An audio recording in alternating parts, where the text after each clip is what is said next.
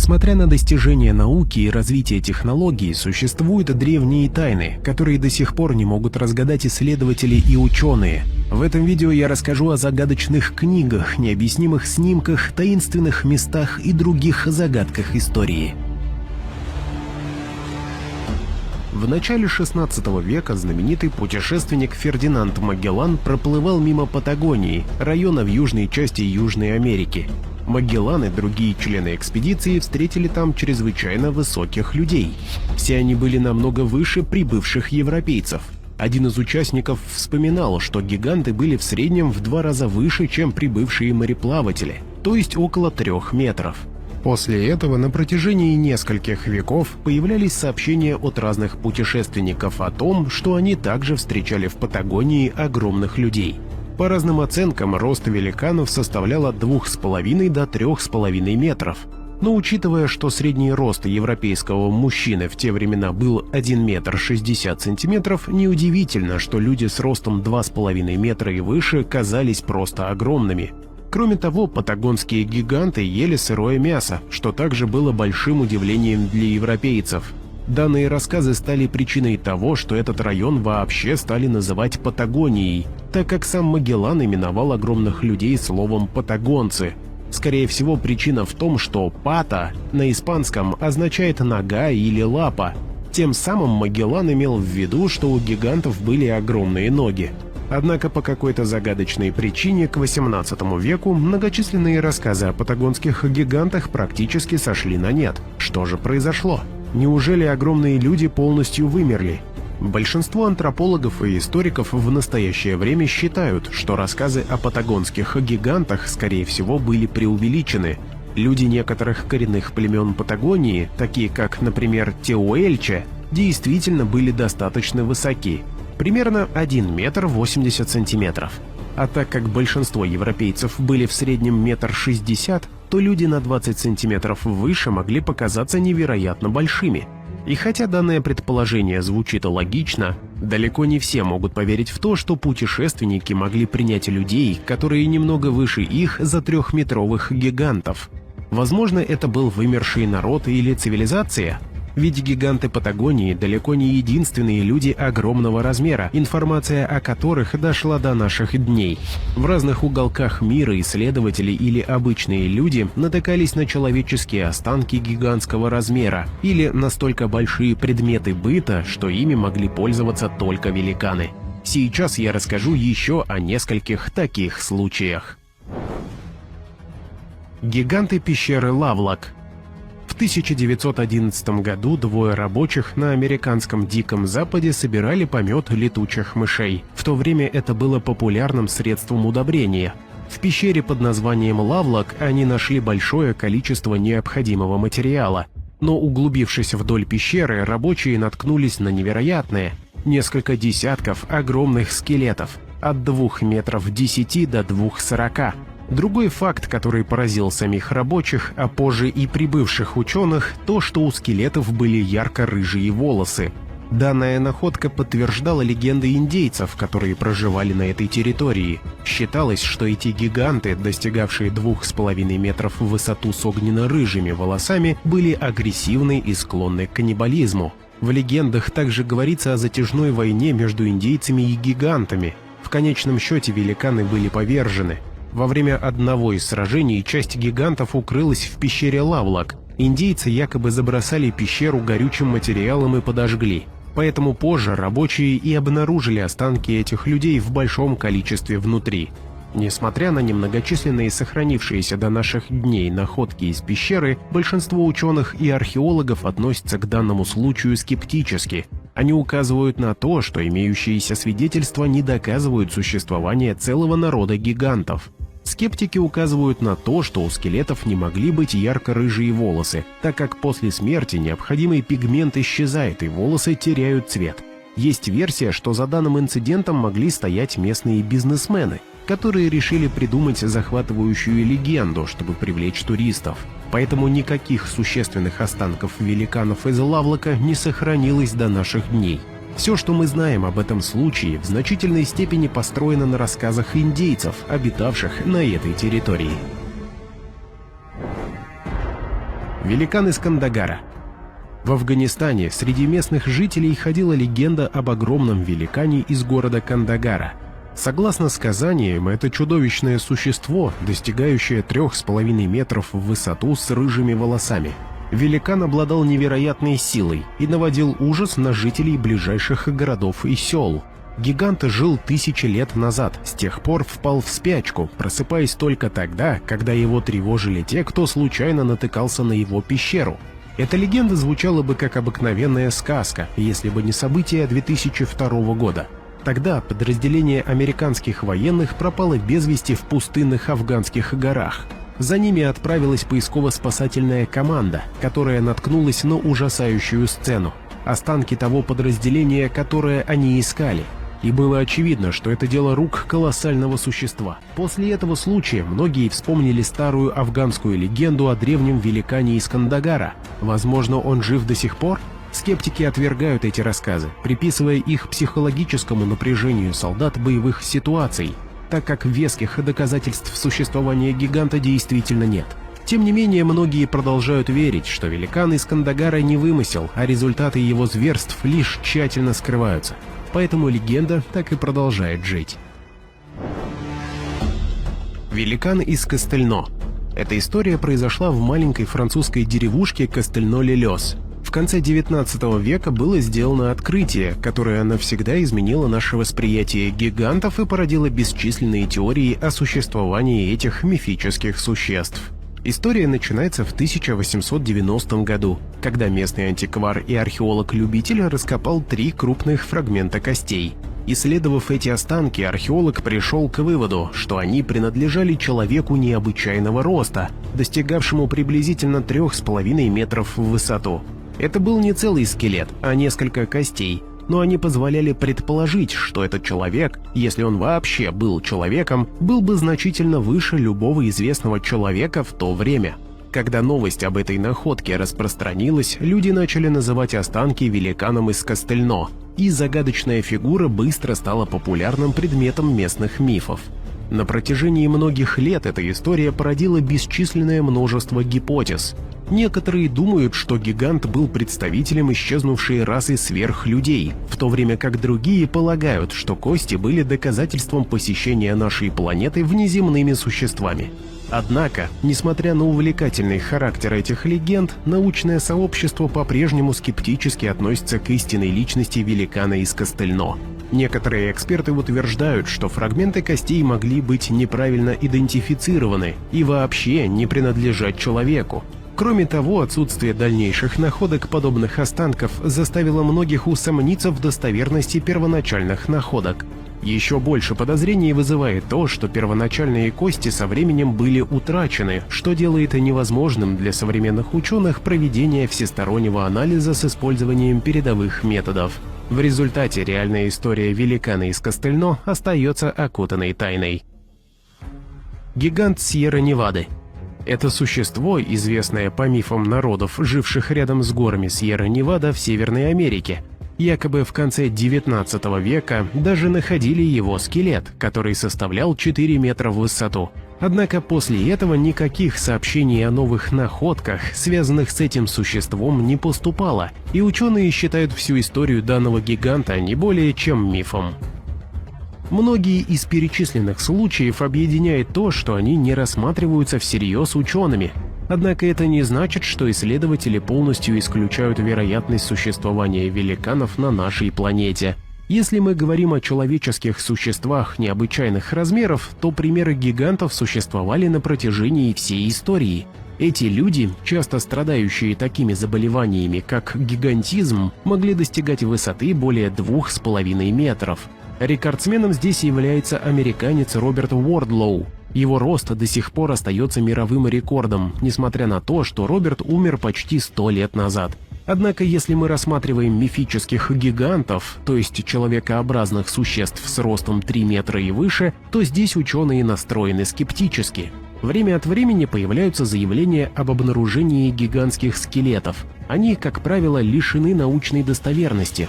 Например, известный кардифский гигант, обнаруженный в 1869 году, взволновал общественность, которая считала, что это окаменевший доисторический гигант. Позже это было разоблачено как мошенничество. Тем не менее, некоторые антропологи утверждают, что в глубокой древности действительно могли существовать человеческие виды, которые были намного выше и крепче, чем представители вида Homo sapiens, то есть мы с вами. Также существование гигантских животных в доисторическую эпоху хорошо задокументировано. Динозавр-аргентинозавр, например, достигал высоты 30 метров. В области мифологии и религии гиганты часто символизируют хаотические силы, которым человеческий мир должен противостоять и преодолевать. Эти истории отражают борьбу наших предков с крупными животными, враждебной окружающей средой или даже другими человеческими группами. Таким образом, сказки о великанах могут быть не столько буквальной правдой, сколько метафорической правдой, отражающей суть человеческого существования. Прямо сейчас я расскажу о нескольких древних находках, которые до сих пор не могут объяснить ученые. Несмотря на развитие технологии и науки, мы до сих пор не можем понять, как наши предки создали подобное сотни и тысячи лет назад. Гёбекли-Тепе. Это один из самых интригующих археологических памятников мира. Его происхождение до сих пор покрыто тайной. Гёбекли-Тепе расположен на юго-востоке Турции. Он был обнаружен в середине 1990-х. Считается, это место было создано 8-9 тысяч лет до нашей эры, что примерно на 6 тысяч лет раньше знаменитого Стоунхенджа. Главная загадка заключается в том, что это древнее место было создано во времена, когда люди предположительно были простыми охотниками-собирателями. Они были попросту не способны построить подобное сооружение. Гёбекли-Тепе представляет собой комплекс массивных каменных колонн, некоторые из которых достигают более 4 метров в высоту и весят до 20 тонн. Интересно, что это не просто беспорядочно расположенные камни, но они выложены по кругу и украшены резьбой в виде различных животных и символов.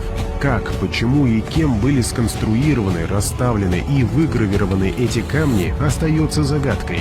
Некоторые археологи предполагают, что Гёбекли-Тепе было местом ритуального значения. Замысловатая резьба на этом месте и тот факт, что оно было намеренно закопано, говорят о том, что оно имело большое значение для людей, которые его построили. Некоторые предполагают, что это мог быть первый известный храм или кафедральный собор, а это коренным образом меняет наше понимание социальной организации в доисторические времена. Однако нет никаких окончательных доказательств, подтверждающих теорию. Более того, отсутствие жилых строений рядом с участком вызывает вопросы о том, кто его построил и где они жили. Не было найдено никаких инструментов, которые можно было бы использовать для вырезания или перемещения каменных колонн, и никаких признаков людей, способных на подобные подвиги, обнаружено не было. Это привело некоторых к размышлениям об исчезнувших развитых цивилизациях или даже внеземном влиянии. Несмотря на десятилетия исследований, тайна Гёбекли-Тепе остается загадкой для археологов и историков. Его существование бросает вызов традиционным представлениям о способностях древних людей и развитии цивилизации, что служит напоминанием о том, что наше понимание человеческой истории все еще ограничено. Пещеры Луньё. Этот пещерный комплекс был обнаружен случайно в 1992 году местными жителями недалеко от деревни Шиян-Бэйцунь в Китае. Находка включает в себя 24 рукотворные пещеры, возраст которых, по самым скромным оценкам, достигает 2000 лет. Каждая пещера может похвастаться впечатляющей инженерной точностью, высотой до 30 метров, ровными стенами и сложной системой желобов и каналов для отвода воды. Подавляющее большинство этих пещер, несмотря на свой возраст, безупречно выдержали испытания временем, не обнаружив никаких признаков структурного распада или обрушения. Масштаб задачи, поставленной при строительстве этих пещер, огромен. Подсчитано, что для завершения строительства только одной пещеры потребовалось бы 1000 рабочих, трудившихся день и ночь в течение 6 лет. Несмотря на это, нет никакой исторической документации или фольклора, в которых упоминалось бы о строительстве или назначении пещер. В пещерах также отсутствуют какие-либо надписи, резьба по дереву или другие произведения искусства, которые могли бы намекать на их происхождение или назначение. Техника, использованная для высечки пещер, демонстрирует уровень сложности и мастерства, который, по-видимому, несовместим с периодом, в который они предположительно были построены. Стены и потолки выполнены технически настолько точно, что напоминают скорее работу современных станков, чем древних инструментов. Загадка пещер Лунью ставит несколько вопросов как перед историками, археологами, так и перед геологами. Кто построил эти пещеры и с какой целью? Как были выполнены сложные инженерные задачи с помощью инструментов, доступных в то время? И, пожалуй, самое интригующее, почему нет никаких исторических свидетельств об их строительстве? На данный момент эти вопросы остаются без ответа. Манускрипт Войнича. Данную рукопись часто называют самой загадочной книгой в мире. Многочисленные попытки ученых расшифровать ее загадочные страницы так и не увенчались успехом. Этот своеобразный кодекс датируется началом 15 века и создан неизвестным автором. А назван он в честь Вильфрида Войнича, польского книготорговца, который приобрел его в начале 20-го столетия. Рукопись состоит из пергаментных страниц, заполненных яркими иллюстрациями. Растения, которые неизвестны науке, астрологические символы и множеством крошечных обнаженных женщин, купающихся в зеленой воде. Однако самым загадочным аспектом является текст.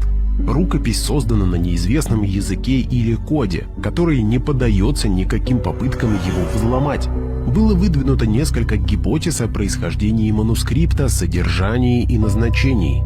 Некоторые предполагают, что это работа тайного алхимического общества. Другие выдвигают теорию, что это тщательно продуманный розыгрыш, призванный сбить с толку и позабавить. Несмотря на эти предположения, консенсуса достигнуто не было, что делает рукопись Войнича настоящей загадкой. Язык манускрипта по-настоящему уникален. Он состоит примерно из 25-30 отдельных символов. Он демонстрирует сочетания, наводящие на мысль о естественном языке. Однако ни одна из известных стратегий расшифровки не выявила связанного сообщения. Это заставило некоторых утверждать, что рукопись является примером сконструированного, возможно, бессмысленного языка. Научный анализ, включая радиоуглеродное датирование, предполагает, что рукопись была создана между 1404 и 1438 годами. Высокая стоимость создания книг в ту эпоху наводит на мысль, что рукопись Войнича преследовала важную цель. Однако эта цель неизвестна и остается загадкой. Геоглифы Наски. Огромные загадочные геометрические фигуры в пустыне Наска в Перу до сих пор будоражат умы ученых. Изображения созданы между 500 годом до нашей эры и 500 годом нашей эры представителями культуры Наска. Фигуры монументальны по масштабу, и поэтому их можно хорошо рассмотреть только с высоты птичьего полета. Добавляет интриги то, что их назначение и смысл неясны. Линии образуют сложную сеть геоглифов с изображением животных, растений и других загадочных символов. Их сложность поразительна, учитывая элементарные инструменты, доступные их создателям. Некоторые из фигур массивны, достигают 370 метров в длину, что вызывает недоумение, как они были выполнены с такой точностью без обзора сверху. Были выдвинуты различные теории относительно назначения линий, включая предположение, что они могли быть астрономическим календарем, ритуальными дорожками или средством общения с богами. Некоторые теории более экстравагантны, предполагая участие инопланетян. Несмотря на многочисленные гипотезы, ни одна из них пока не получила всеобщего признания среди ученых. Интересно, что линии сохранились на протяжении тысячелетий благодаря стабильному климату этого района. Здесь дует мягкий ветер и редко идут дожди. Таким образом, линии остались относительно нетронутыми, привлекая любопытство как исследователей, так и ученых. Сохранение геоглифов является приоритетной задачей, поскольку они дают бесценный взгляд в прошлое. Несмотря на отсутствие единого мнения об их назначении, линии Наска бесспорно воплощают в себе гениальные способности цивилизации, которая процветала задолго до появления современных технологий. Байгунские трубы. Эти загадочные сооружения расположены в необитаемом регионе Китая на горе Байгун. Эти удивительные образования, похожие на трубы, до сих пор озадачивают ученых, порождая многочисленные теории их происхождения, начиная от геологических процессов и заканчивая древними цивилизациями или даже внеземным вмешательством. Байгунские трубы в основном сосредоточены в 3 конкретных областях: внутри горы в форме пирамиды, вокруг близлежащего соленого озера и на пути к горе от озера. Эти самые трубы разных размеров. Некоторые крошечные, едва вмещающие зубочистку, в то время как другие достигают 40 сантиметров в диаметре. Предварительный анализ выявил содержание диоксида кремния и оксидных материалов, что ставит под сомнение теорию о том, что это обычные геологические процессы. Некоторые предполагают, что трубы представляют собой окаменевшие корни деревьев, в то время как другие утверждают, что они созданы древней неизвестной цивилизацией. Научное сообщество в значительной степени поддерживает теорию естественного геологического образования, предполагая, что трубы были созданы путем конкреции, естественного минерального процесса.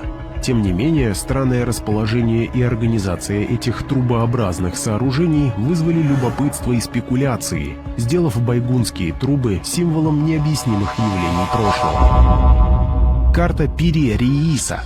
Данная карта, названная в честь османского адмирала и картографа Пири-Рииса, создавшего его в 1513 году, долгое время была окутана тайной и домыслами.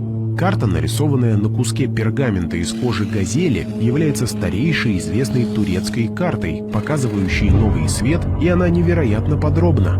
Его самой поразительной особенностью является изображение восточного побережья Южной Америки, изображенное со сверхъестественной точностью, учитывая технологические ограничения той эпохи. Одним из самых интригующих аспектов карты является необъяснимо точное изображение береговой линии Антарктики, предположительно такой, какой она была подо льдом. В начале 16 века о существовании Антарктиды ничего не было известно, не говоря уже о ее рельефе подо льдом.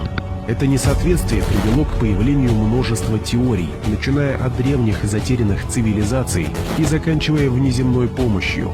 Однако в основном ученые объясняют эти аномалии ошибками или творческими интерпретациями Пири-Рииса. Еще одной загадочной особенностью карты является ее исходный материал. Пири-Риис утверждал, что он составил карту примерно из 20 схем и картографических указаний, включая 8 карт Птолемея, 4 португальские карты, 1 арабскую карту и 1, нарисованную самим Христофором Колумбом. Последнее, если оно верно, представляет особый интерес, поскольку ни одна из карт Колумба не сохранилась, что сделало бы карту Пири-Рииса важнейшим источником для понимания ранних европейских исследований. В истории мореплавания существует лишь несколько тайн, которые не могут разгадать до сих пор. Одна из них — это загадочная история исчезновения всей команды корабля «Мария Целеста». В 1872 году судно вышло в море из порта Нью-Йорка и направлялось в итальянскую Геную. В трюмах корабля перевозили технический спирт. Спустя 4 недели Марию Целесту в открытом море обнаружил другой корабль. Само судно было в хорошем состоянии, содержание трюмов не тронуто, однако весь экипаж исчез без следа. Когда и при каких обстоятельствах они покинули корабль, и почему за 150 лет не было найдено ни одного матроса с данного судна? В этом видео мы попытаемся разгадать тайну корабля-призрака Мария Целеста. 7 ноября 1872 года парусный корабль «Мария Целеста» была готова к отплытию из порта Нью-Йорка в городе Генуя, Италия. Груз судна — почти 2000 бочек этилового спирта. Это легковоспламеняющиеся вещества, предназначенные для итальянских виноделов.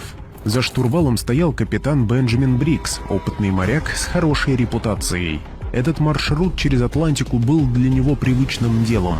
Капитана Брикса сопровождали его жена Сара и их 2-летняя дочь София. Остальная команда состояла из 7 опытных моряков. В день отправления никто из них не мог и подумать, что плавание превратится в одну из главных тайн в истории мореходства. Путешествие началось без происшествий. Бригантина бороздила бескрайние просторы Атлантики. Однако мы не знаем, что происходило на борту в следующие 4 недели.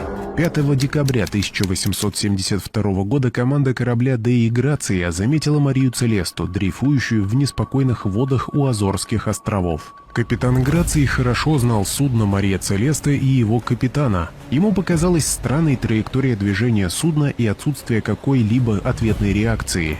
Было решено отправить небольшую команду на Марию Целесту. То, что они обнаружили, оказалось странным и одновременно пугающим. Само судно было в хорошем состоянии, его паруса были частично подняты, но немного запутаны. Личные вещи экипажа, груз спирта и навигационные приборы капитана были не тронуты. Однако ни капитана Брикса, ни его семьи, ни кого-либо из команды обнаружено не было. Все выглядело так, будто все, кто находился на корабле, срочно покинули его по какой-то непонятной причине. Например, швейная машинка Сары, вахтенный журнал капитана с записью за 10 дней до этого. Самым поразительным фактом был приготовленный и недоеденный ужин. Как будто команда испарилась прямо в процессе приема пищи.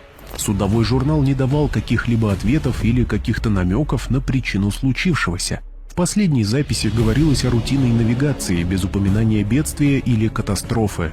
Спасательная шлюпка Марии Целесты пропала, что наводит на мысль о том, что вся команда скрылась на ней. Но с какой целью и где они?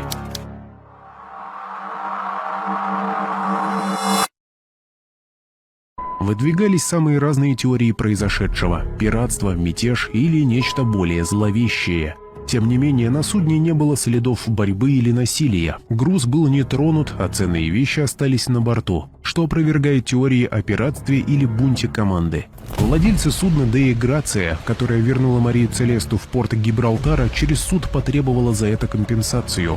Это привело к теориям о том, что именно команда Грации могла стоять за произошедшим, чтобы в итоге получить деньги. Эксперты внимательно изучали состояние Марии Целесты. Возможно, экипаж исчез в результате взрыва паров спирта. Возможно, шторм или землетрясение вызвали панику. Однако эти теории не могли объяснить полностью рабочее состояние, в котором была найдена Мария Целеста. Или почему такой опытный капитан, как Брикс, покинул мореходное судно и отправился в открытое море на маленькой спасательной шлюпке. Так что же произошло на самом деле? Давайте изучим, каким выводом пришло следствие в XIX веке и какие основные теории высказывались позже. Как вы уже знаете, после обнаружения Мария Целеста была отбуксирована в Гибралтар для проведения расследования.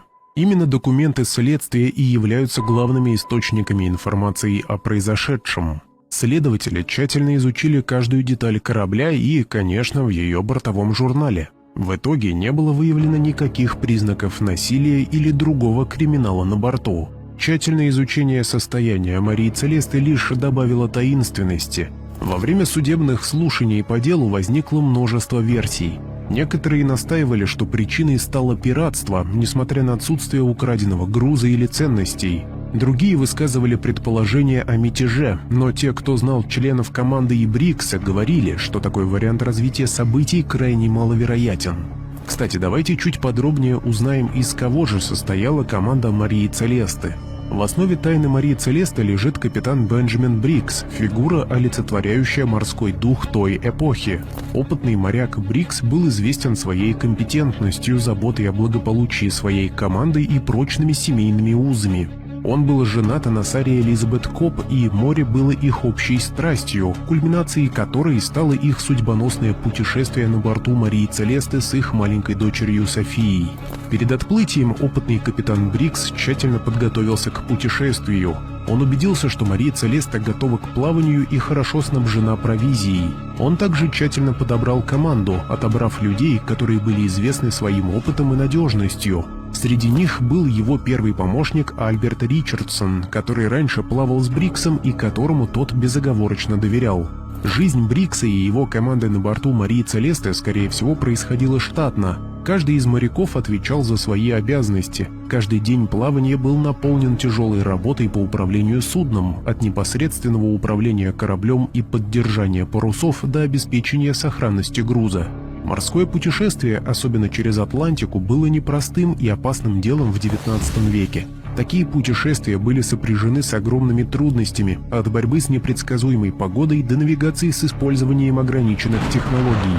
Тем не менее, под руководством опытного Брикса и с хорошей командой плавание должно было пройти штатно. Личные вещи, найденные на Марии Целесте, дают представление о жизни экипажа в море. Судовой журнал капитана, найденный на судне, был заполнен скрупулезными записями.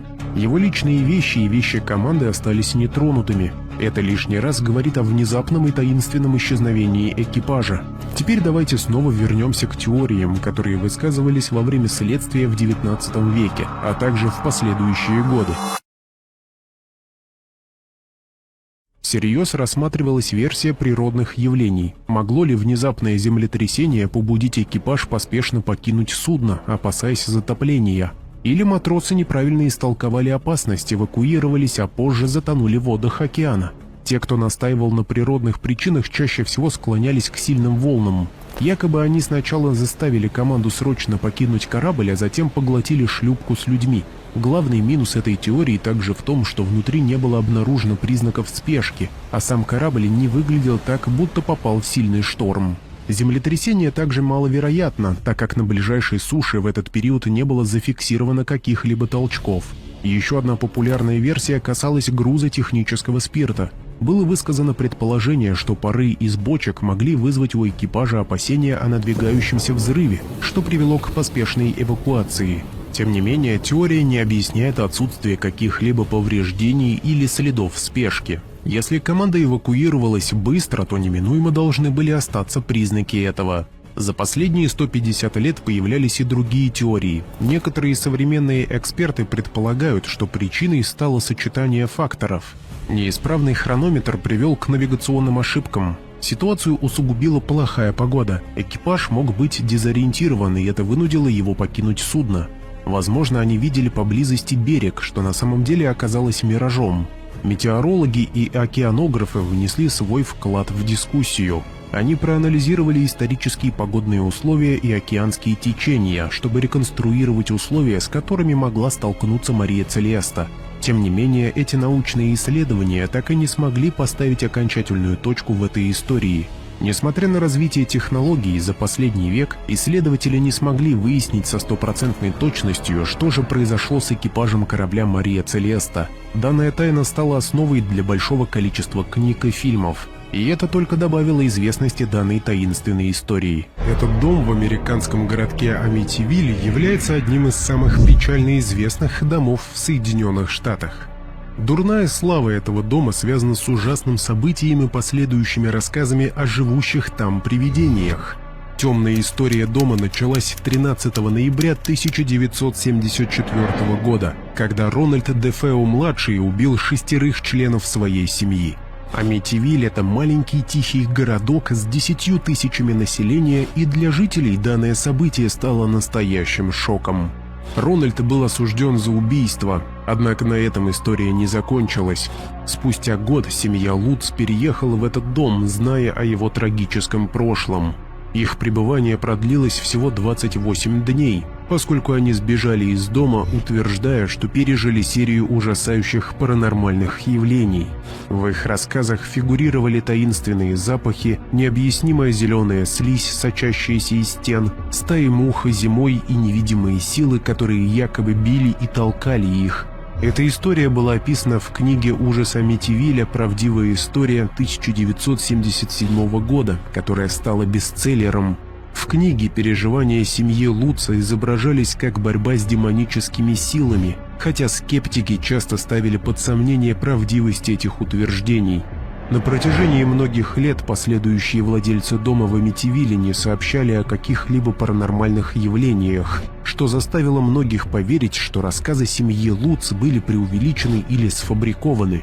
Однако споры между теми, кто верит в историю паранормального дома, и скептиками до сих пор продолжаются. Дом в Амитивиле далеко не единственный, с которым связаны мистические истории. В этом видео я расскажу о самых страшных и таинственных постройках в мире.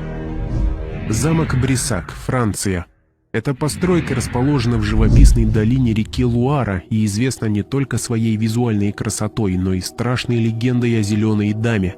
Говорят, что это дух Шарлотты де Бризе. Согласно преданиям, Шарлотта в молодости вышла замуж за дворянина Жака де Бризе. но была несчастлива в браке. По-настоящему трагические события стали происходить, когда ее уличили в измене мужу.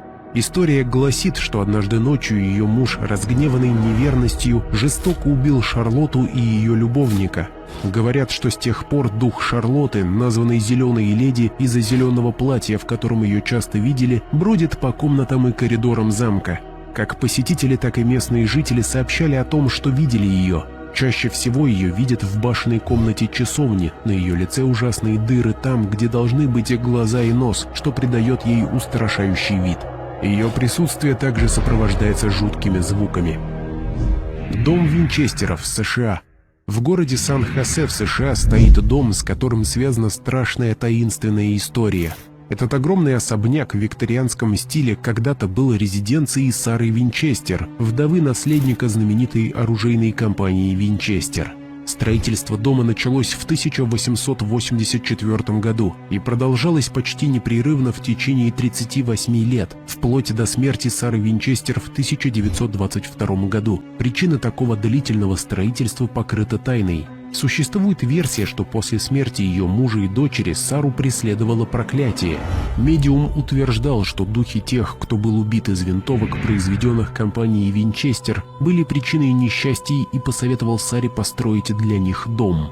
Таким образом, таинственный особняк стал пристанищем духов. В доме больше сотни комнат и многочисленные странные детали, такие как лестницы, ведущие в никуда, двери, открывающиеся на стены, и окна, выходящие на другие комнаты. Этот необычный дизайн предположительно был предназначен для того, чтобы сбить с толку призраков. Цифра 13 неоднократно фигурирует в дизайне дома. Лестницы с 13 ступенями, потолочные панели из 13 частей и так далее. Существует версия, что это самый проклятый дом на территории США. Особняк Рейнхэм-Холл, Англия. Данный аристократический загородный дом связан с одной из самых известных историй о привидениях. Речь идет об истории знаменитой коричневой леди.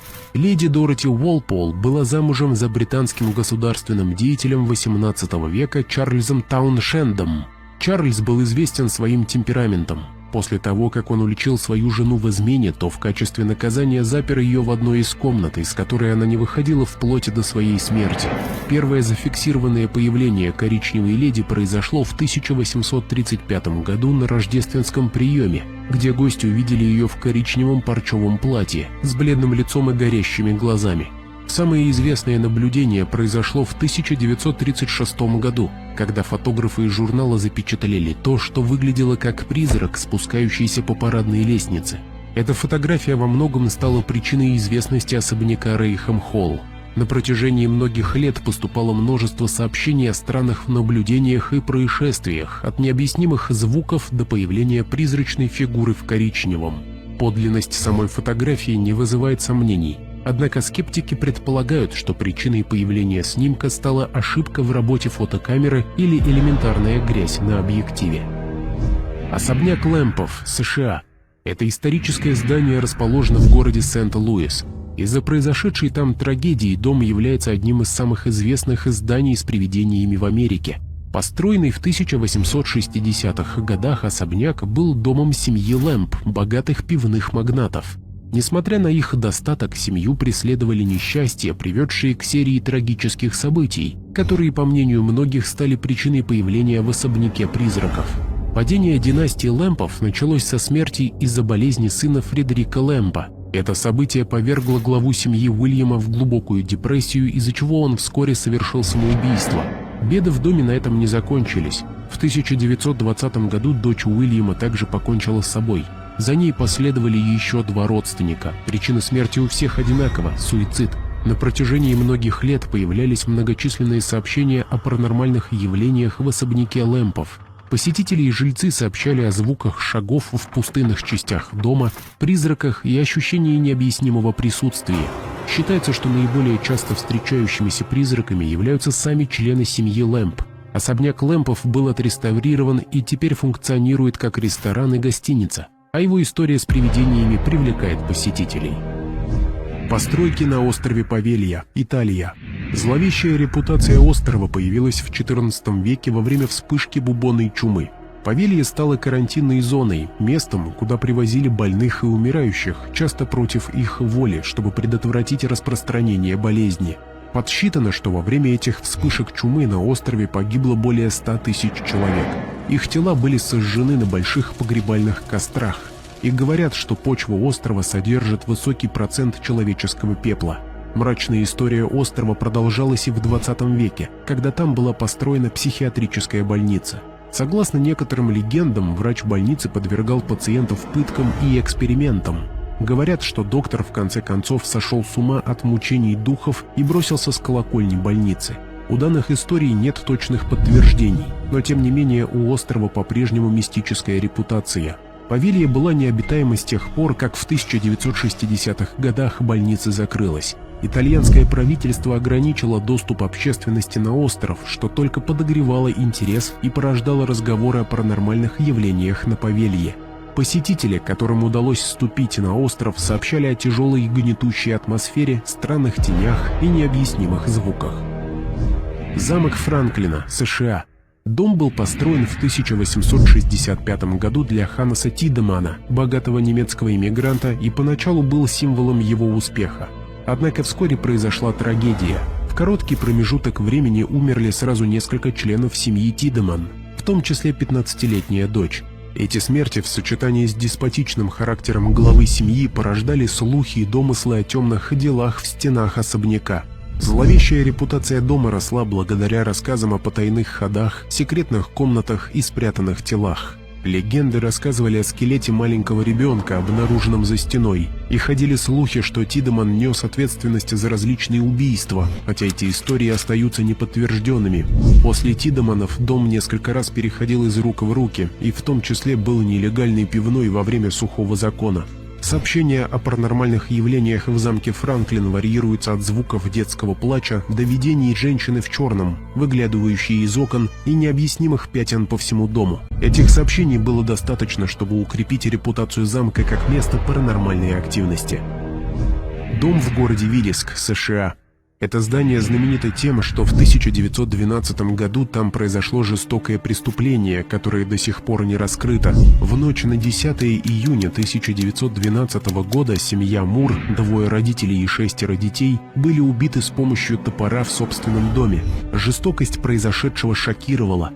Расследование преступления было проведено плохо, в то время как подробности широко освещались в СМИ. Рассматривалось несколько подозреваемых, в том числе странствующий проповедник и предполагаемый серийный убийца, но никто так и не был осужден. Отсутствие четкого мотива, жуткие детали и необъяснимость того, как все мог провернуть один человек, только добавляли загадочности произошедшему. Сегодня дом в Виллиске восстановлен в своем первоначальном виде и открыт для экскурсий. Посетители часто сообщают о необъяснимых шумах, движущихся объектах и ощущении, что за ними наблюдают. В 1964 году французский исследователь Роберт Лессерек с друзьями плыли на моторной лодке рядом с островом Хук у побережья Австралии.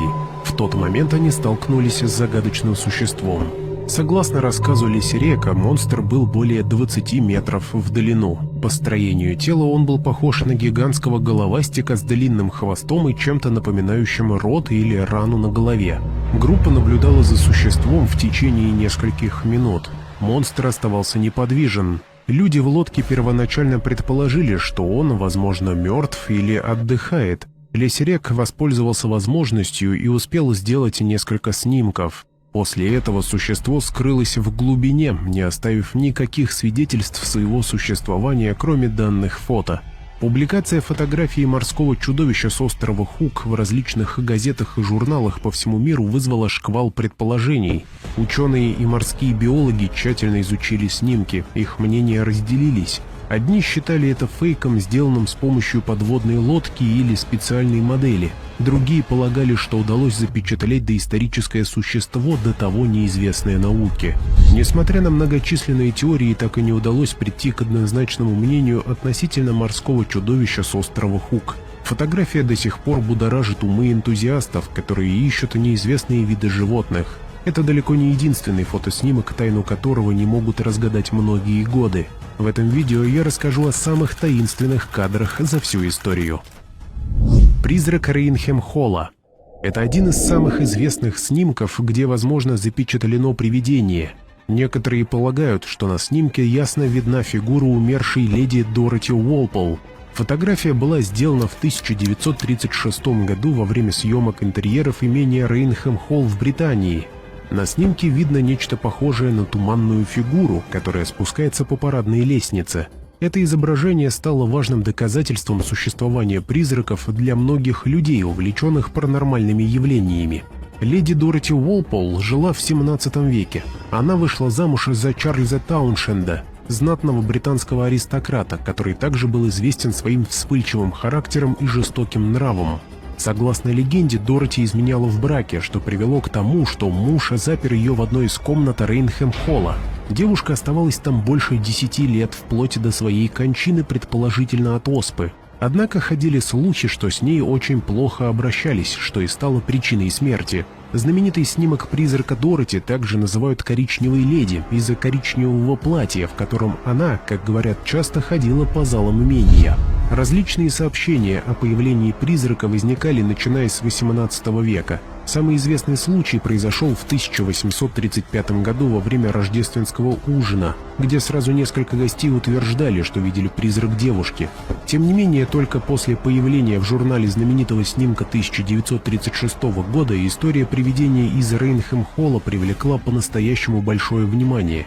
Конечно, возникали споры по поводу подлинности фотографии, однако после большого количества экспертиз не было найдено ни одного доказательства, что данный снимок – это фотомонтаж, а значит, мы с большой долей вероятности можем считать его подлинным.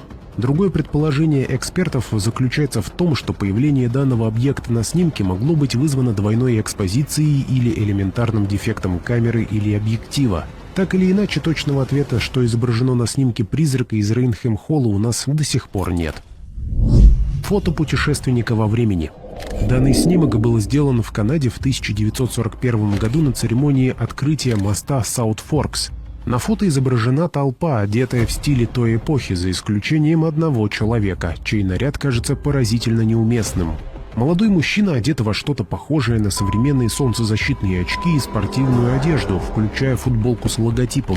Данные детали резко контрастируют с модой начала 40-х годов. Впервые эта фотография привлекла внимание общественности в 2000-х годах, спустя долгое время после того, как она была сделана.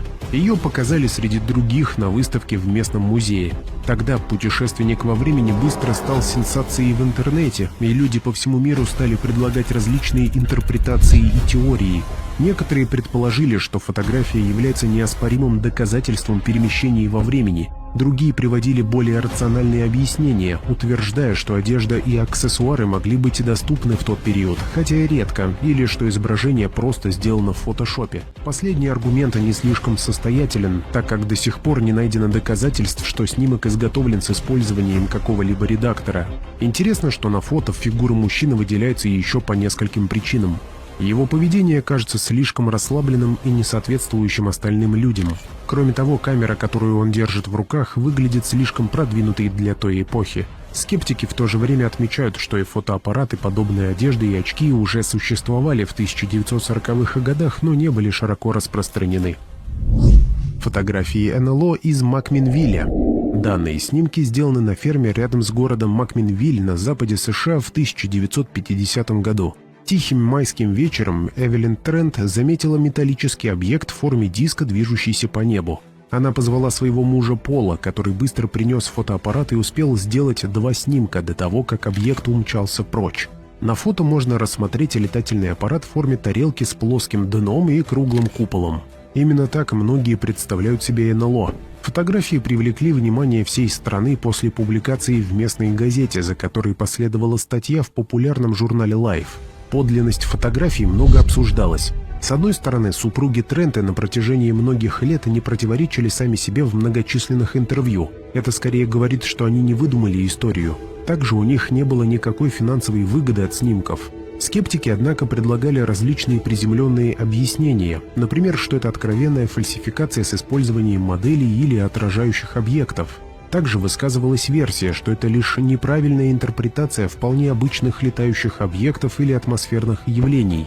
Были проведены различные анализы, и никаких доказательств какой-то дополнительной редактуры у снимков не нашлось. В то же время это еще не означает, что пред нами инопланетные летающие тарелки. Призрак Фредди Джексона. Эта загадочная фотография была сделана в 1919 году. Групповой снимок летчиков британских военно-воздушных сил.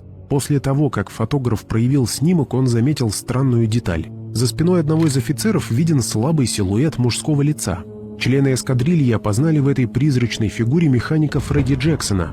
Проблема в том, что Джексон трагически погиб в результате несчастного случая всего за 2 дня до того, как была сделана фотография. Это был несчастный случай. Механик попал под вращающийся пропеллер самолета. Его похороны состоялись как раз в тот день, когда была сделана фотография. Разумеется, сразу возникло предположение, что на групповом снимке присутствует призрак Фредди Джексона. По-настоящему пристальное внимание общественности фотография привлекла в 1975 году. Тогда снимок впервые оказался в публичном доступе. Офицер Королевских воздушных сил в отставке по фамилии Годдард, присутствовавший при съемке, поручился за ее подлинность и идентифицировал того самого механика Фредди Джексона. Скептики предлагали различные объяснения загадочной фигуре. Одной из первых теорий, конечно, была двойная экспозиция, когда по сути объединяются 2 снимка в один. Также возникало предположение, что это мог быть какой-то дефект камеры. Однако все эти версии противоречат свидетельствам тех, кто знал Джексона и узнал его на фотографии. Таким образом, теория запечатленного призрака приобретает больше веса. Фотографии лохнесского чудовища.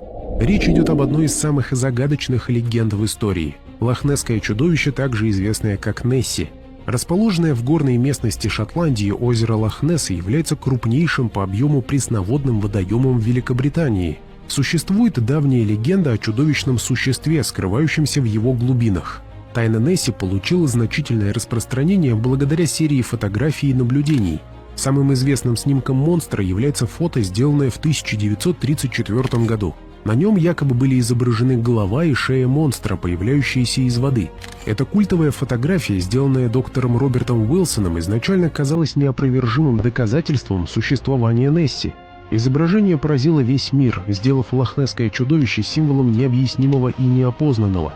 Однако достоверность фотографии стала предметом ожесточенных дебатов. Десятилетия спустя выяснилось, что это лишь мистификация. Снимок сделали в ванной, использовав игрушечную подводную лодку с приклеенной головой морского змея. Несмотря на опровержение фотографии, легенда о лохнесском чудовище сохранилась. Существуют рассказы очевидцев и показания гидролокатора, вроде как свидетельствующие о присутствии неопознанного животного. На протяжении многих лет в Лох-Нессе проводились различные экспедиции и научные исследования с использованием передовых технологий, чтобы раскрыть правду, стоящую за легендой. Эти исследования привели к неоднозначным выводам, включая необъяснимые показания гидролокатора и подводные снимки, которые намекают на что-то крупное, движущееся под поверхностью воды.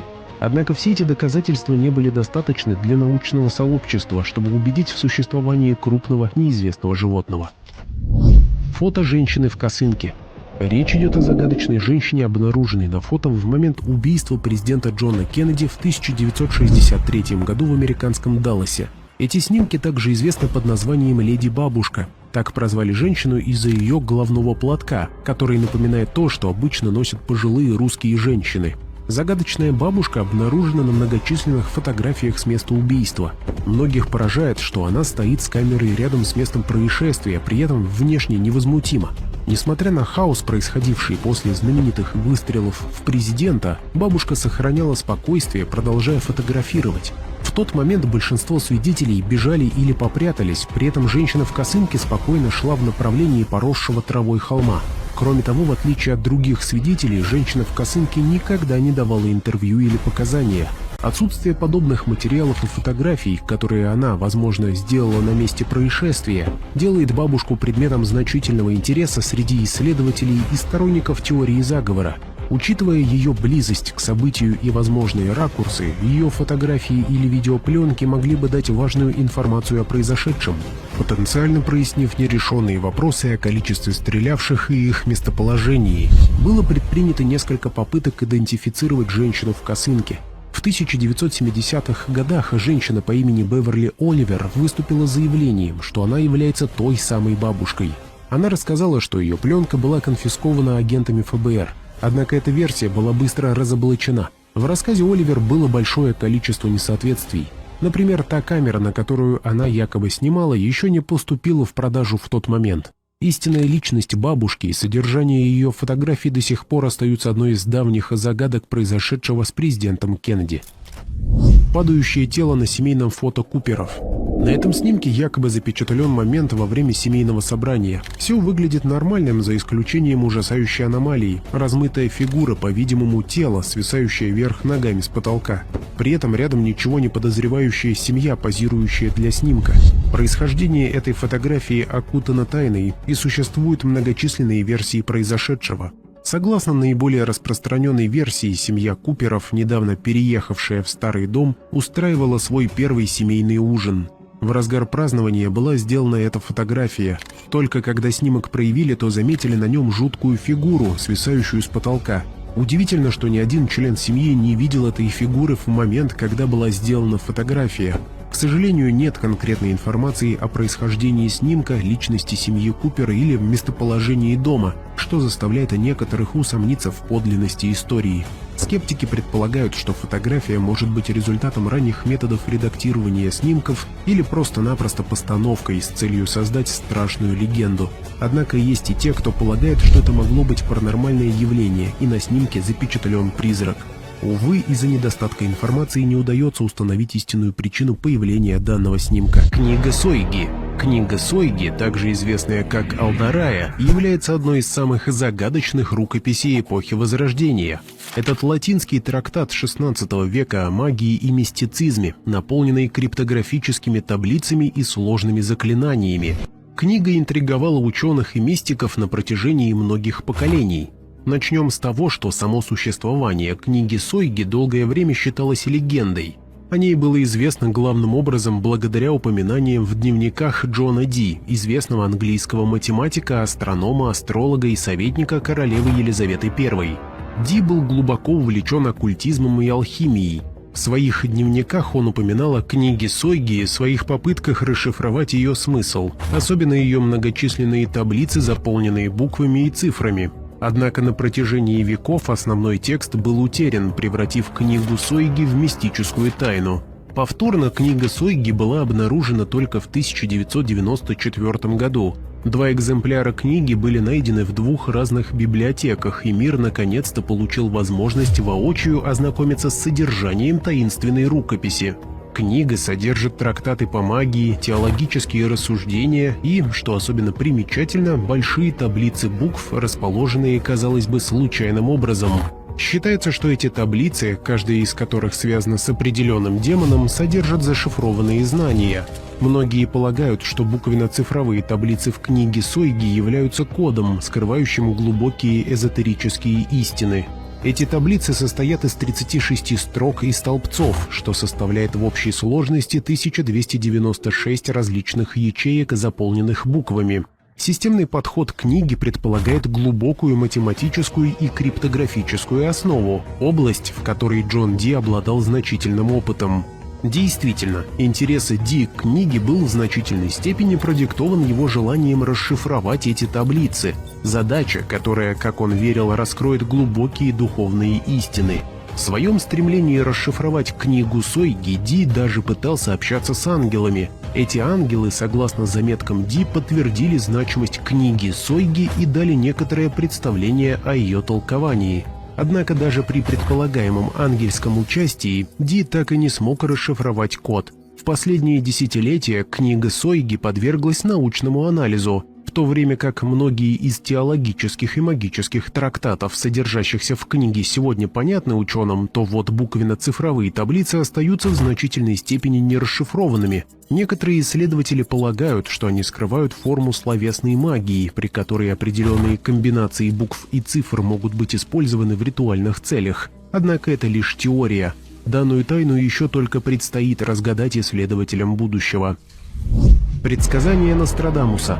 Мишель де Нострадам, более известный как Нострадамус, французский врач и астролог XVI века. Его лучше всего помнят по его книге «Пророчество», сборнику из 942 поэтических четверостиший, которые якобы предсказывают будущие события. Мистика, окружающая эти пророчества, сохранялась веками, разжигая споры, порождая бесчисленные интерпретации и подпитывая множество теорий заговора. Загадочная природа четверостишей Нострадамуса является главной причиной их популярности. Написанные на смеси французского, латыни и других языков, пророчества намеренно загадочны, в них используются символы, метафоры и непонятные отсылки. Эта неясность означает, что четверостишия могут быть истолкованы миллионом способов. На протяжении веков энтузиасты утверждали, что Нострадамус предсказал все, от восхождения Наполеона и Гитлера до трагедии 11 сентября. Одним из наиболее часто цитируемых четверостишей, касающихся восхождения Гитлера, является следующее. «Свирепые от голода звери будут переправляться через реки. Большая часть поля боя будет проходить против Хистера. В железную клетку будет заключен большой зверь, в то время как дитя Германии ничего не замечает». Многие полагают, что термин «Хистер» относится к Гитлеру, хотя Хистер также латинское название реки Дунай, и Нострадамус часто использовал географические и топографические ссылки в своих четверостишьях. Скептики утверждают, что это пример такого рода переоснащения, которое заставило Нострадамуса казаться более прозорливым, чем он мог бы быть на самом деле. Каждое крупное событие в истории было тщательно изучено в поисках соответствующего предсказания в рукописях Нострадамуса. Кажущаяся точность некоторых из этих предсказаний превратила Нострадамуса в почти мифическую фигуру, которую многие считают подлинным провидцем, а другие — мастером поэтической расплывчивости, которая поддается постфактум интерпретациям. Методология, которую, как утверждал Нострадамус, он использовал, придает еще больше загадочности. Он описал процесс вхождения в состояние, похожее на транс, которому часто помогал пристальный взгляд в чашу с водой или пламенем, при котором он получал видение будущего. Эта техника в сочетании с его обширными знаниями легла в основу его пророчеств. Скептицизм по поводу способностей Нострадамуса часто связан с расплывчатостью его описаний. Его использование символического языка, анахроничных терминов и отсутствие конкретных имен или дат означает, что четверостишья могут быть интерпретированы таким образом, чтобы соответствовать множеству событий. Более того, само количество пророчеств гарантирует, что значительная их часть найдет нечто похожее среди реальных исторических событий. Однако тайна пророчеств Нострадамуса заключается не только в их точности или отсутствии таковой. Сохраняющийся интерес к его творчеству также говорит о более глубоком человеческом увлечении будущим и неизведанным. На протяжении всей истории человечество стремилось понять и предвидеть завтрашний день, будто с помощью гадания, науки или спекуляций. Кодекс Гигаса. Кодекс Гигаса, часто называемый Библией дьявола, представляет собой загадочную книгу, которая на протяжении веков интриговала ученых и энтузиастов. Хранящийся в Национальной библиотеке Швеции, этот средневековый манускрипт знаменит не только своими огромными размерами, это самый большой известный древний манускрипт в мире, но и своей таинственной легендой и иллюстрацией дьявола на всю страницу. Происходящий из Богемии XIII века Кодекс Гигаса представляет собой огромный том, весящий около 70 килограмм и состоящий из более чем 600 страниц из пергамента. Его содержание разнообразно, включая версию Библии, труды древних историков, сборник медицинских текстов и молитвы об изгнании нечистой силы. Тем не менее, ученых и энтузиастов интересует не только его размеры или содержание, но также история, которая окружает его создание. Легенда о Кодексе Гигаса повествует о монахе из монастыря, который, нарушив свои обеты, был замурован заживо. В попытке избежать этой мрачной участи монах поклялся создать великолепную книгу, которая охватывала бы все человеческие знания и прославляла монастырь, и выполнить эту титаническую задачу за одну ночь. По мере того, как часы подходили к концу, монах, осознав невозможность своего предприятия, призвал дьявола на помощь. В благодарность за помощь монах проиллюстрировал портрет дьявола в рукописи, отсюда и название «Библия дьявола». Эта легенда, хотя и увлекательная, скорее всего является выдумкой, однако возникает вопрос, как такая обширная рукопись могла быть завершена одним автором за относительно короткий промежуток времени? Современные исследования Кодекса Гигаса позволили получить некоторые сведения. Единообразие текста подразумевает, что за работу действительно отвечал один автор, а анализ стиля почерка указывает на то, что книга, вероятно, была написана в течение 20-30 лет, развенчивая легенду о ее создании за одну ночь. Тем не менее, помимо легенды, поразительной особенностью кодекса Гигаса является яркая иллюстрация дьявола. Расположенный на всю страницу дьявол изображен в глубоких оттенках красного и зеленого, с большими рогами, когтистыми пальцами и удлиненным языком. Это изображение уникально, особенно если учесть другие средневековые изображения сатаны. Напротив портрета дьявола находится изображение Небесного Града, что наводит на мысль о том, что эти две обращенные друг к другу иллюстрации могут представлять противостояние добра и зла. Свиток Рипли. Алхимия, предшественница современной химии, всегда была окутана завесой тайны, сочетая в себе элементы науки, мистицизма и искусства. Среди множества алхимических текстов, пожалуй, самым загадочным является свиток Рипли. Этот сложный документ, названный в честь знаменитого английского алхимика 15 века Джорджа Рипли, представляет собой наглядное и символическое руководство по созданию философского камня, легендарного вещества, которое, как полагают, превращает неблагородные металлы в золото и дарует бессмертие. Свиток Рипли стоит особняком от других алхимических текстов благодаря своей визуальной составляющей. Свиток предлагает серию ярких иллюстраций, изобилующих алхимическими символами, мифологическими существами и замысловатыми диаграммами. Сама природа этих изображений, как тайных, так и аллегорических, превращает свиток в сложную головоломку, требующую расшифровки. В настоящее время известно около 23 копий свитка Рипли, самые известные из них хранятся в британской библиотеке. Хотя все версии имеют тематическое сходство, каждая из них обладает уникальными особенностями, указывающими на то, что они, вероятно, были скопированы разными переписчиками в разные моменты времени.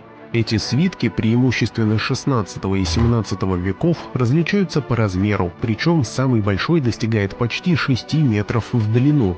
Повторяющаяся сцена в свитке Рипли изображает алхимическую печь. Внутри этой печи часто изображают фигуру, погруженную в наполненный жидкостью сосуд, иллюстрирующий процесс растворения и очищения, центральная тема алхимии.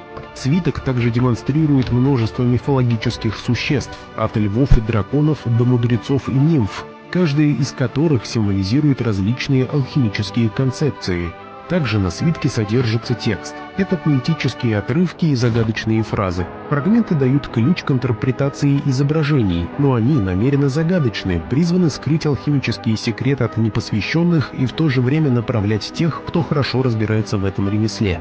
Хотя свиток назван в честь Джорджа Рипли, алхимика 15 века, его прямое авторство остается предметом споров. Некоторые ученые полагают, что оригинал мог быть создан самим Рипли, учитывая, что содержание свитка совпадает с его письменным трудом «Основы алхимии». Однако, поскольку нет окончательных доказательств, связывающих Рипли с созданием свитка, его истинное происхождение остается под вопросом. Леса Амазонии – это одно из самых загадочных мест планеты. Из-за своей огромной территории в несколько миллионов квадратных километров это место в Южной Америке до сих пор плохо изучено учеными. В этом видео мы расскажем о самых загадочных и необъяснимых находках в лесах Амазонии. Затерянный город Зет. Эту тайну уже более 100 лет пытаются объяснить исследователи, историки и простые любители всего загадочного. Существует версия, что в неизведанных глубинах тропических лесов Амазонии скрывается затерянный невероятный город. Впервые о существовании этого города заявил британский исследователь по имени Перси Фоссет. Фоссет был известным путешественником и ученым. Он являлся членом Британского королевского географического общества в начале 20 века. Проведя несколько успешных экспедиций в Южную Америку, он стал одержим идеей древнего затерянного города, который он назвал Зет.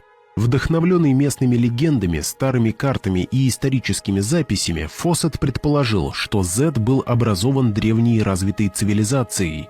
Величественные площади, храмы и золотые артефакты, скрытые под густой листвой джунглей.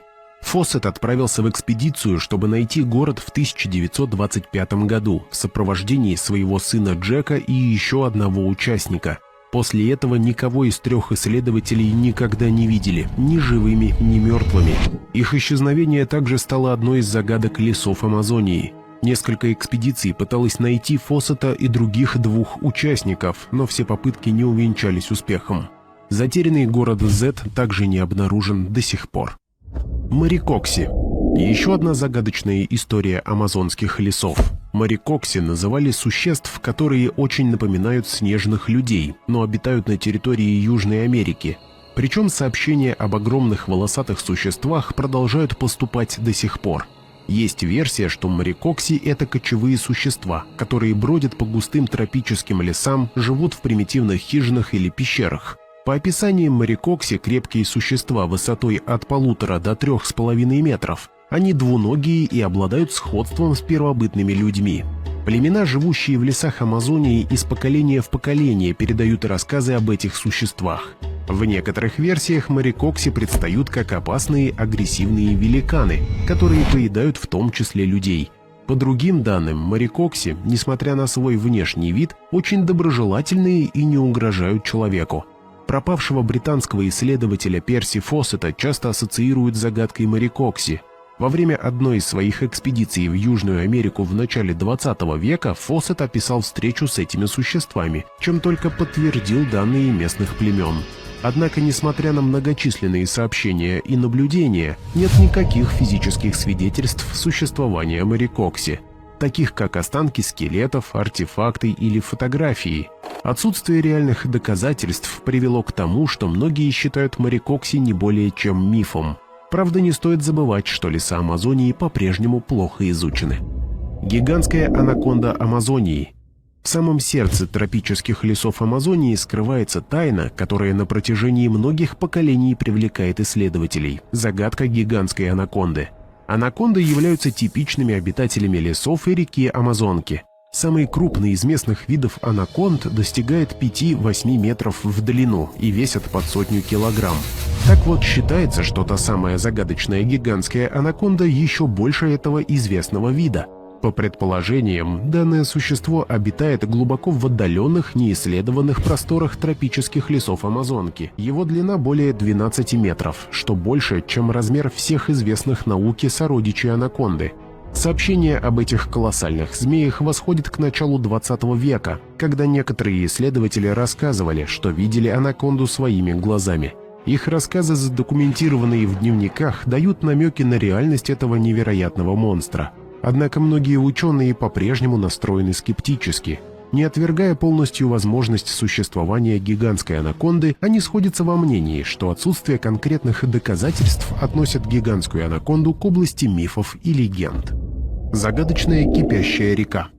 Существование этого явления в амазонских лесах ни у кого не вызывает сомнений. Однако причину данного феномена ученым так и не удалось объяснить до сих пор. Речь идет о кипящей реке, которую местные племена называют Шанай-Тимпишка. В отличие от обычных горячих источников, эта река отрицает основные законы природы. Протяженность реки составляет примерно 6 километров, и местами температура может достигать 94 градусов по Цельсию, а ее берега постоянно окутывает пар. Настоящая кипящая река. Слухи о существовании подобного водоема ходили в течение многих лет, главным образом в местном фольклоре. Это считалось мифом до 2011 года, когда Шанай-Тимпишку обнаружили ученые-геологи, что еще раз доказывает, насколько неизведанным местом остаются амазонские леса.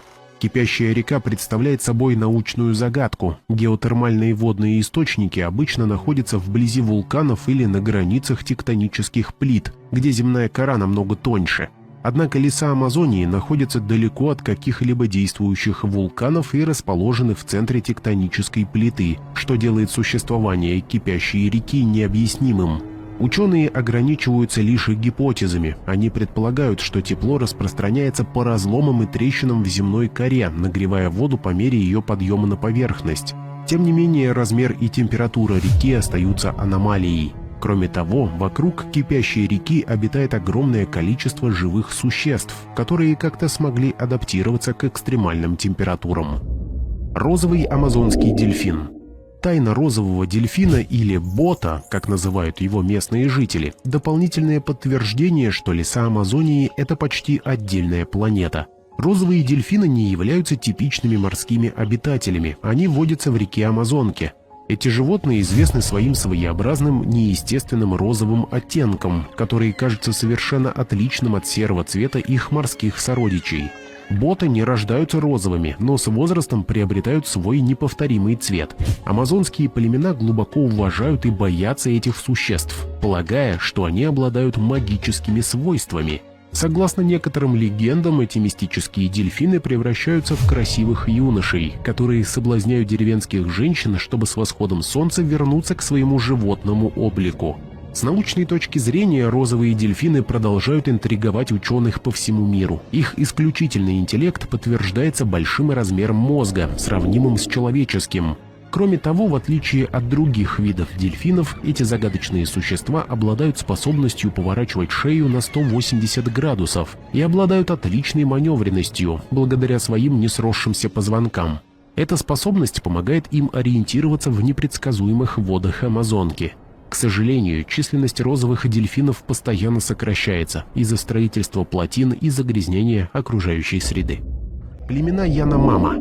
Данный народ, обитающий в лесах Амазонки, до сих пор остается загадочной цивилизацией с множеством тайн для современных исследователей. Образ жизни Яномама, живущих глубоко в тропических лесах Амазонки, практически не затронут современной цивилизацией, что делает их одной из последних сохранившихся коренных культур. Племя придерживается обширного спектра духовных верований, отмеченных и запутанным переплетением мифов и легенд. Множество духов, относящихся к человеку, животным, растениям. Также в племенах существуют многочисленные шаманские ритуалы, направленные на общение с этими духами. Вызывающим недоумение аспектом культуры Яномама является их практика каннибализма. С нашей точки зрения это, конечно же, выглядит дико, но в племенах верят, что данный обычай символизирует цикличность жизни и смерти. Язык Яномама также таит в себе множество загадок. По-видимому, он не имеет каких-либо существенных пересечений с другими языками коренных народов Южной Америки. Лингвисты до сих пор не смогли как следует изучить данный язык. Последние годы существования Яномама находится под угрозой из-за работы нелегальных шахт и вырубки лесов. Также болезни, которые давно и успешно переносятся нами, могут быть смертельно опасны для племен, почти не контактирующих с цивилизацией. Амазонский Стоунхендж. Это место официально известно как Сулстисиу, археологический памятник, который привлек внимание мировой общественности благодаря своей необычной структуре и сходству со знаменитым Стоунхенджем в Англии. Тайна, окутывающая это уникальное сооружение, привлекает археологов и любителей истории со всего мира. Расположенный глубоко в тропических лесах Амазонии, Сулстисиу состоит из 127 гранитных блоков, некоторые из которых стоят вертикально, а другие упали. Они расположены по кругу диаметром 30 метров. Этим камням, высота некоторых из которых достигает 4 метров, по оценкам до 2000 лет, хотя истинный возраст остается неизвестным. Одной из самых больших загадок амазонского Стоунхенджа является его значение. Как и в случае с британским собратом, теории варьируются от того, что это была астрономическая обсерватория, до места проведения ритуалов. Исследование показало, что некоторые каменные блоки ориентированы по Солнцу во время зимнего солнцестояния, что говорит о высокой вероятности того, что древние цивилизации Амазонии использовали их в астрономических целях. Однако обнаружение на этом месте глиняных черепков, урн и других ритуальных предметов указывает на то, что оно, возможно, также использовалось в религиозных или церемониальных целях. Еще одной загадкой является вопрос о том, кто построил Сулстисиу. Учитывая огромность и вес камней, трудно представить, как древняя цивилизация без современной техники могла бы его построить.